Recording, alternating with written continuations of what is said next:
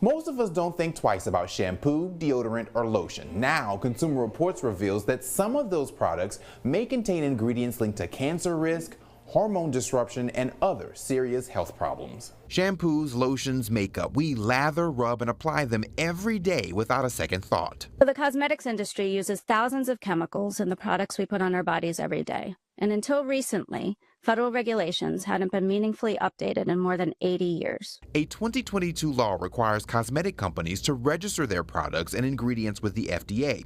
But that doesn't mean those ingredients are thoroughly reviewed for safety before they hit store shelves. Just by looking at labels, we know that concerning ingredients show up again and again in the products we find in stores. Consumer Reports says to check ingredient labels for fragrance, which often means a product contains phthalates, and to seek out products that are paraben-free and formaldehyde-free. These chemicals can cause serious health issues, everything from reproductive harm to an increased risk of cancer. And there's PFAS, or forever chemicals. These can show up in waterproof, long-wear makeup, and some have been linked to serious health concerns. And coal tar dyes, used in some hair dyes and cosmetics, can cause skin reactions and may raise cancer risk with higher occupational exposure. What can you do?